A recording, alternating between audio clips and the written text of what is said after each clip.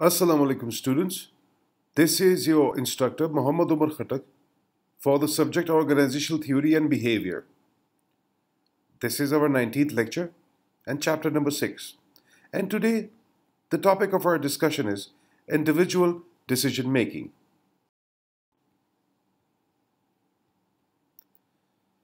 Decision making in organizations. While models have considerable merits, they don't always describe how people actually make decisions.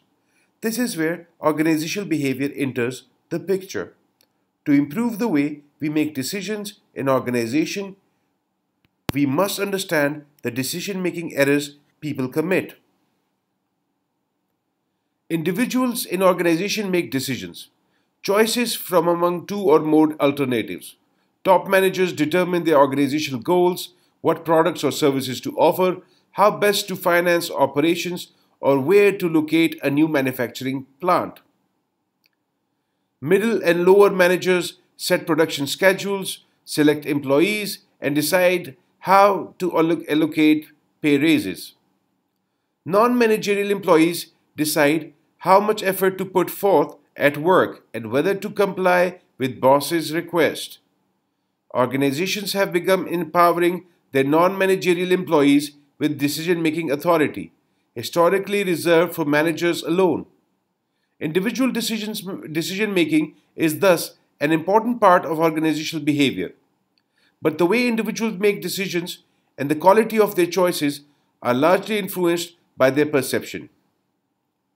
Decision-making occurs as a reaction to a problem.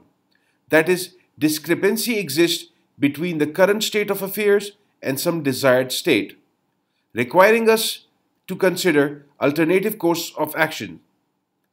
If your car breaks down and you rely on it to get to work, you have a problem that requires a decision on your part. Unfortunately, most problems don't come neatly labeled problem. One person's problem is another person's satisfactory state of affairs. One manager may view her division's 2% decline in quarterly sales to be a serious problem, requiring immediate action on her part. In contrast, her counterpart in another division, who has also had 2% sales decrease, might consider that quite acceptable. So, awareness that a problem exists and that a decision might or might not be needed is a perceptual issue. Every decision requires us to interpret and evaluate information. We typically receive data from multiple sources and need to screen, process, and interpret them. Which data are relevant to the decision and which are not? Our perception will answer the question.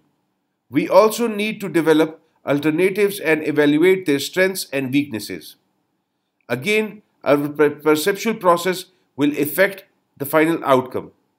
Finally, throughout the entire decision-making process, perceptual distortions often surface that can bias analysis and conclusions.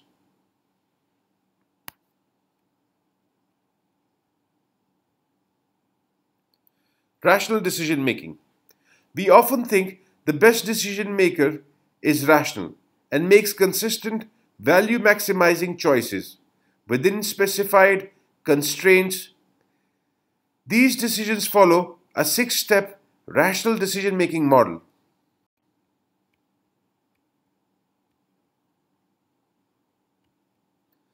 The rational decision making model relies on a number of assumptions, including that the decision maker has complete information, is able to identify all relevant options in an unbiased manner, and chooses the option with the highest utility. As you might imagine, most decisions in real world don't follow the rational model. People are usually content to find an acceptable or reasonable solution to a problem rather than an optimal one.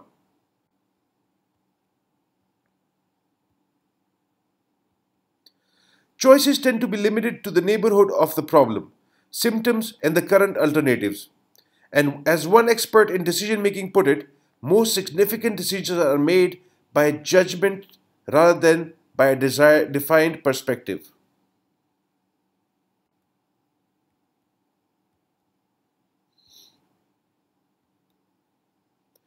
Steps in rational decision-making model. Define the problem. Identify the decision criteria. Allocate weights to the criteria. Develop the alternatives. Evaluate the alternatives. And select the best alternative.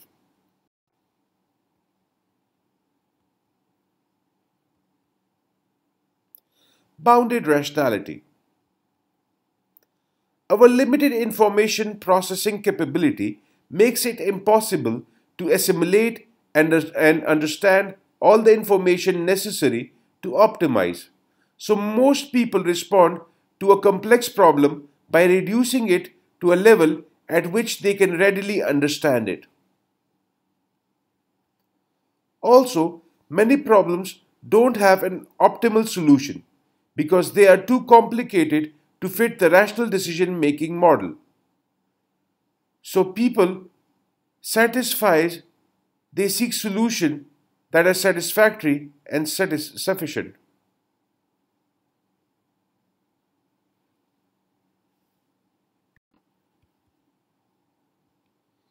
Because the human mind cannot formulate and solve complex problems with full rationality, we operate within the confines of bounded rationality.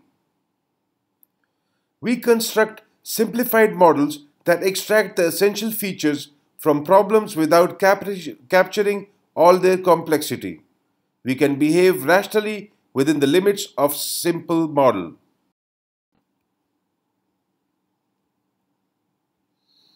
How does bounded rationality work for the typical individual?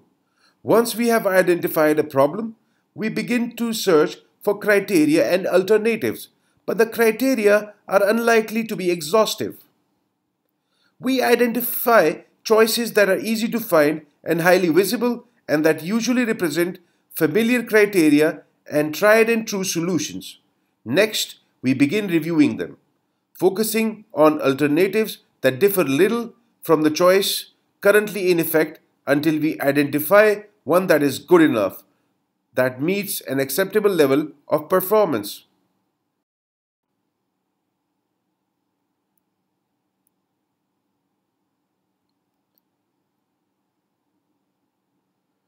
When that ends our search, so the solution represents a satisfying choice, the first acceptable one we encounter, rather than an optimal one.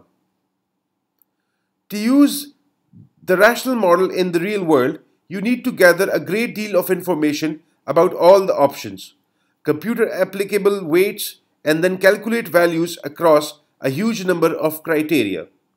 All these processes can cost time, energy, and money. And if there are many unknown weights and preferences, the fully rational model may not be any more accurate than a best guess.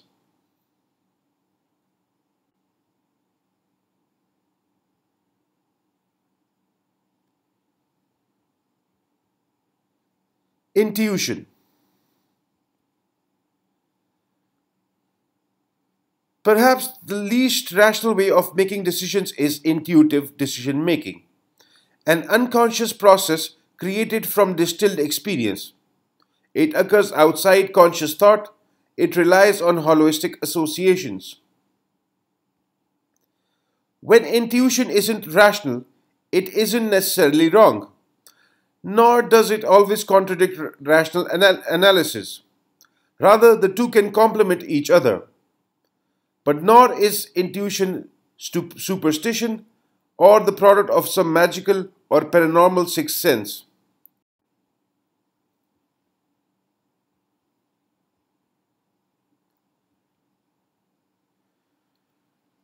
As one review noted, intuition is a highly complex and highly developed form of reasoning that is based on years of experience and learning. But we can't rely on it too much because it is so unquantifiable. It's hard to know when our hunches are right or wrong.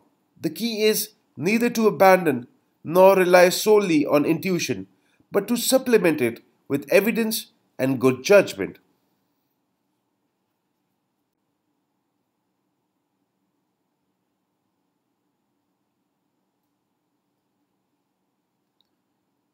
Common biases and errors in decision making.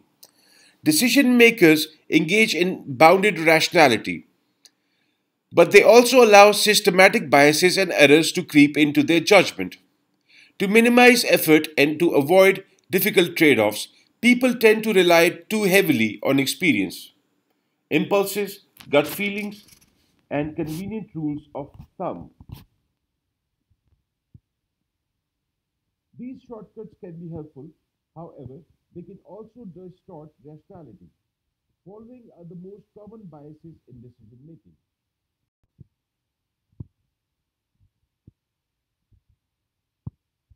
Common biases and errors in decision making. Overconfidence bias. It's been said that no problem in judgment and decision making is more prevalent and more potentially catastrophic than overconfidence. When we are given factual questions and asked to judge the probability that our answers are correct, we tend to be far too optimistic.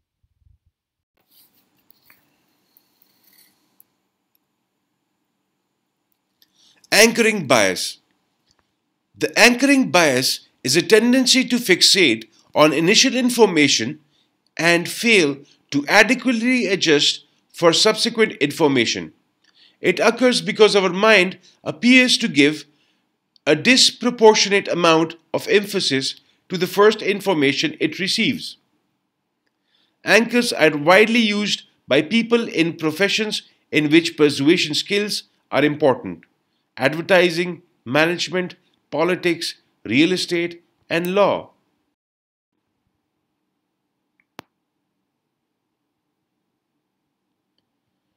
Confirmation bias. The rational decision making process assumes we objectively gather information, but we don't. We selectively gather it. The confirmation bias represents a specific case of selective perception.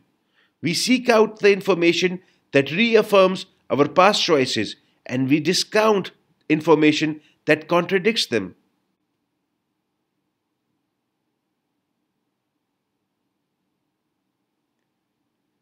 Availability bias. More people fear flying than fear driving in a car. But if flying on a commercial airline really were as dangerous as driving, the equivalent of two 747 filled to capacity would crash every week, killing all aboard. Because the media give much more attention to air accidents, we tend to overstate the risk of flying and understate the risk of driving. The availability bias is our tendency to base judgments on information readily available.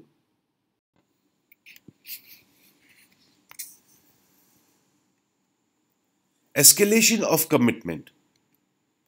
Another distortion that creeps into decisions is a tendency to escalate commitment. Escalation of commitment refers to staying with a decision even when there is a clear evidence it's wrong. Consider a friend who has been dating someone for several years. Although he admits things aren't going too well, he says he is still going to marry her. His justification: I have a lot invested in the relationship.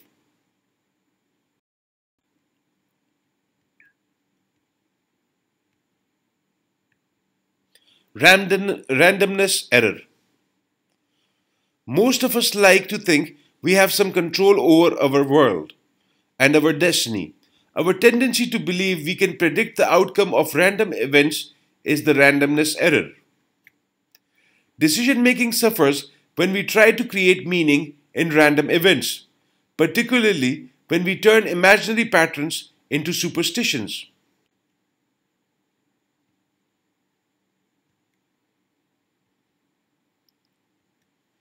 Risk aversion. This tendency to prefer a sure thing over a risky outcome is risk aversion. Risk aversion has important implication. To offset the risks inherent in a commission based wage, companies pay commissioned employees considerably more than they do those on straight salaries.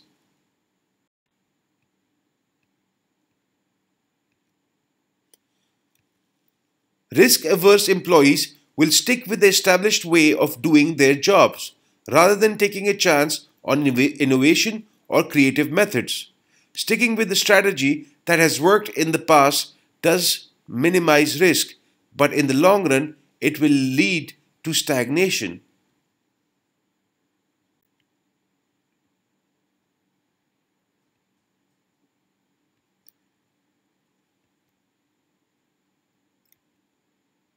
Hindsight bias. The hindsight bias is the tendency to believe falsely after the outcome is known, that we had accurately predicted it. We seem pretty good at concluding it was obvious after when we have accurate feedback on the outcome.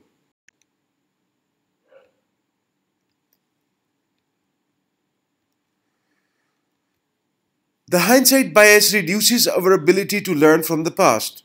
It lets us think we are better predictors than we are and makes us falsely confident.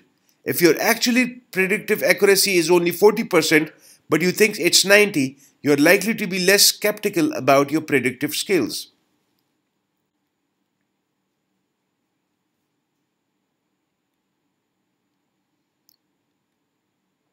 Influence on decision making. Individual difference. Decision making in practice is characterized by bounded rationality, common biases and errors, and the use of intuition. In addition, individual differences create deviations from the rational model. Personality is one such individual difference. The little research so far conducted on personality and decision making suggests personality does influence our decisions.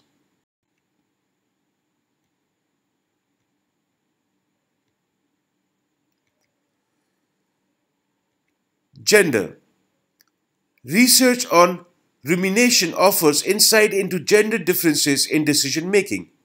20 years of study find women spend much more time than men analyzing the past, present, and future.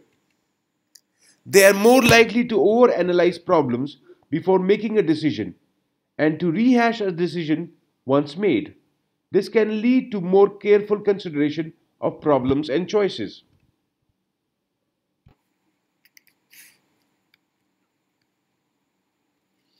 Mental ability.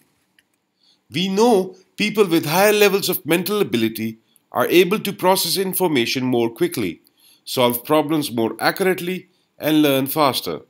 So you might expect them also to be less susceptible to common decision errors.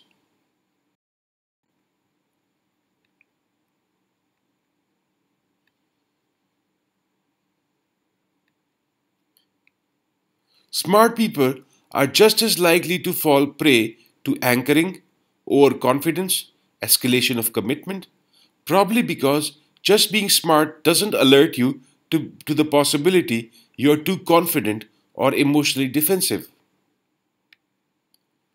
That doesn't mean intelligence never matters. Once warned about the decision making errors, more intelligent people learn more quickly to avoid them.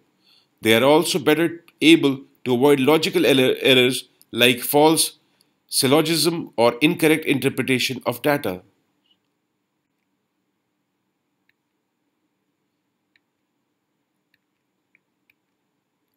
Cultural differences.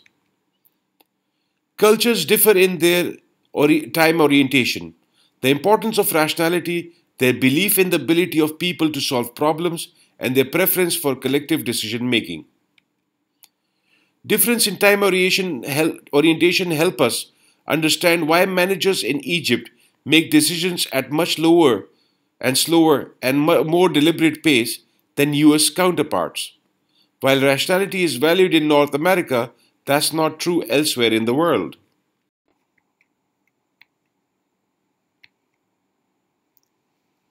Influence on decision making. Organizational constraints. Organization can constrain decision makers, creating deviation from the rational model. For instance, Managers shape their decisions to reflect the organization's performance, evaluation, and reward system, to comply with its formal regulations, and to meet organizationally imposed time constraints. Precedents can also limit decisions.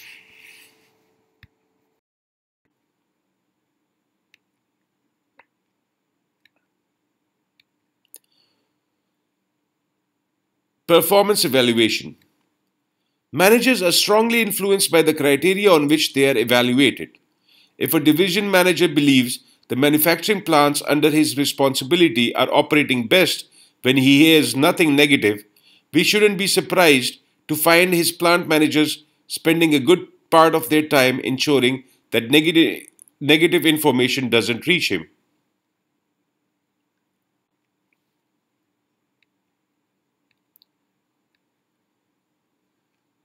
Reward systems.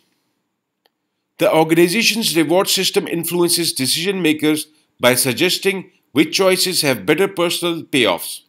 If the organization rewards risk aversion, managers are more likely to make conservative decisions.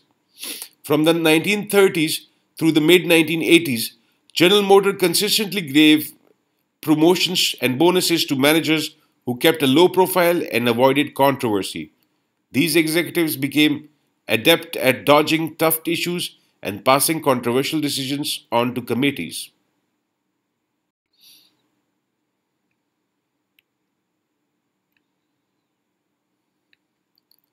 Formal regulation. David Gonzalez, a shift manager at Taco Bell restaurant in San Antonio, Texas, describes constraints he faces on his job. I've got rules and regulations covering almost every decision I make, from how I make a burrito to how often I need to clean the restrooms. My job doesn't come with much freedom of choice. David's situation is not unique. All but the smallest organization create rules and policies to program decisions and get individuals to act in the intended manner. And of course, in doing so, they limit decision choices.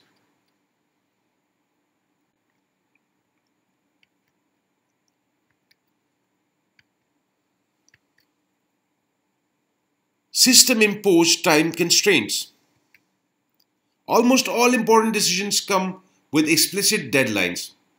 A report on new product development may have to be ready for executive committee review by the first of the month. Such conditions often make it difficult, if not impossible, for managers to gather all the information they might like before making a final choice.